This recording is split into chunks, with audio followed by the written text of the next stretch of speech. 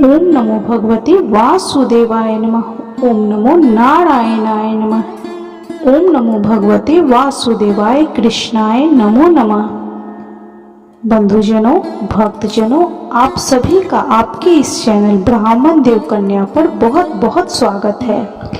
बंधुजनों, भक्तजनों, आज हम श्री पुरुषोत्तम मास, जो कि हर तीसरे साल पर आता है, की कथा सुनेंगे। इस कथा को सुनने मात्र से आपके जीवन की समस्त दुखों का अंत होगा। भगवान श्री हरि विष्णु आपके घर में माँ लक्ष्मी के संग पधारेंगे और उनका आशीर्वाद आपको प्राप्त होगा। और यदि आप चैनल पे नए हैं तो चैनल को सब्सक्राइब अवश्य कर लें। यदि आपने इससे पहले पुरुषोत्तम मास के अध्यायों का श्रवण नहीं किया है तो कृपया डिस्क्रिप्शन बॉक्स में लिंक दिया हुआ है, आप वहां जाकर अवश्य ही सभी कथाओं का श्रवण करें, उसका अमृत रसपान करें। इससे भगवान नारायण की कृपा आपको प्राप्त होगी।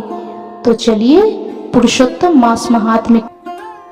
बंधुजनों, भक्तजनों, अब हम श्री पुरुषोत्तम मास महात्म्य के 17वें और 18वें अध्याय का श्रवण करेंगे।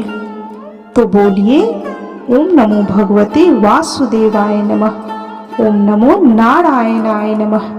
जय श्री कृष्णा, जय श्री कृष्णा, जय श्री कृष्णा।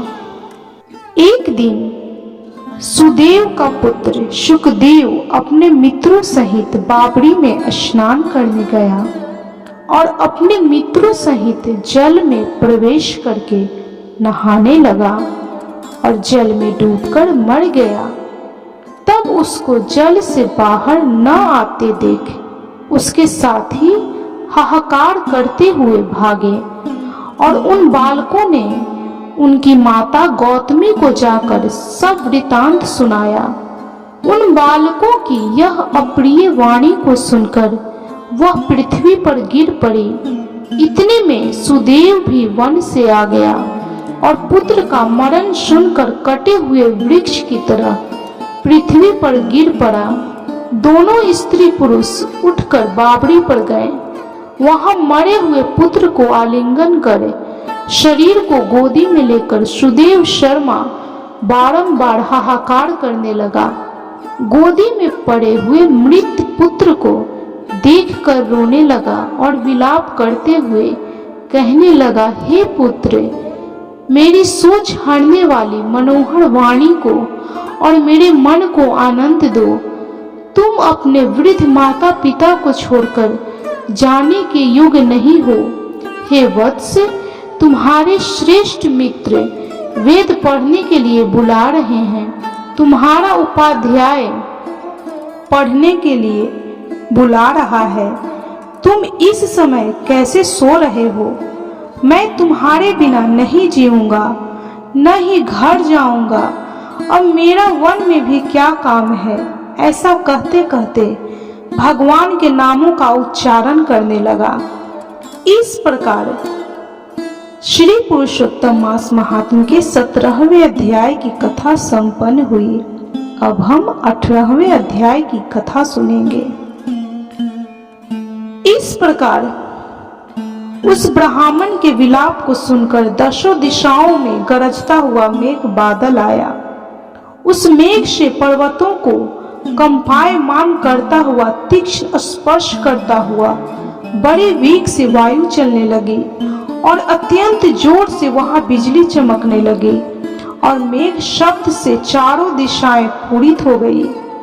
इस प्रकार 1 मास तक ऐसा जल वर्षा की सारी पृथ्वी जल से भर गई। परंतु पुत्र शोक की अग्नि से तपे हुए उस ब्राह्मण को कुछ भी मालूम न हुआ। न उसने पानी पिया, न भोजन किया। पुनः पुनः इस प्रकार पुकारते हुए ही उसको सारा मास व्यतीत हो गया। वह मास श्री कृष्ण भगवान का प्रिय पुरुषोत्तम मास था। सो अनजाने में ही उस ब्राह्मण से पुरुषोत्तम मास की सेवा हो गई, जिससे अत्यंत प्रसन्न होकर भगवान श्री कृष्ण प्रकट हो गए। उस समय मेघ बरसना बंद हो गया। फिर उस ब्राह्मण ने श्री कृष्ण भगवान को देखकर शीघ्र पुत्र को पृथ्वी पर रखकर स्त्री सहित श्री कृष्ण भगवान को दंडवत नमस्कार किया और हाथ जोड़कर श्री कृष्ण भगवान के आगे बैठ गया। अनजाने में पुरुषोत्तम मांस के सेवन से प्रसन्न होकर भगवान अमृत वाणी से बोले कि हे सुदेव, तुम धन्य हो और अत्यंत भाग्यमान हो। जो कुछ होने वाला है सो सुनो। मैं कहता हूँ, हे ब्राह्मण, तेरे इस पुत्र की 12,000 वर्ष की आयु होगी। हे द्विजोत्तम, तुम को सुख देने वाला होगा, इसमें कोई संदेह नहीं है। मैंने प्रसन्न होकर तुझको पुत्र दिया। नारायण कहने लगे कि हे नारद, भगवान के इतना कहने पर वह ब्राह्मण पुत्र जीवित होकर उठ बैठ गया और ब्राह्मण और उसकी स्त्री दोनों ही पुत्र को देखकर महा आनंदित हुए और देवता भी पुष्पों की वर्षा करने लगे। सुखदेव ने उन दोनों माता पिता तथा श्री हरि विष्णु को नमस्कार किया और गरुड़ भी पुत्र सहित ब्राह्मणों को देखकर अत्यंत प्रसन्न हुआ।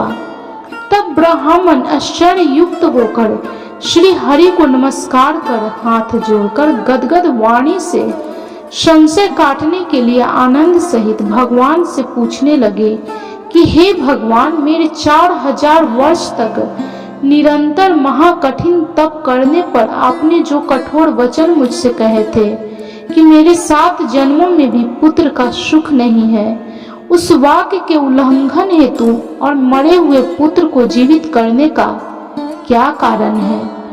इस प्रकार श्री पुरुषोत्तम मास महात्म्य के 18वें अध्याय तक की कथा संपन्न हुई। तो बोलिए ओम नमो भगवते वासुदेवाय नमः, ओम नमो नारायणाय नमः, ओम नमो भगवते वासुदेवाय कृष्णाय नमो नमः। जय श्री कृष्णा, जय श्री कृष्णा, जय श्री कृष्णा। यदि यह वीडियो आपको अच्छी लगी हो, यह कथा अच्छी लगी हो, तो कृपया वीडियो को लाइक, शेयर और सब्सक्राइब जरूर करें और कमेंट में जय श्री कृष्णा, श्री हरि विष्णु जरूर लिखें।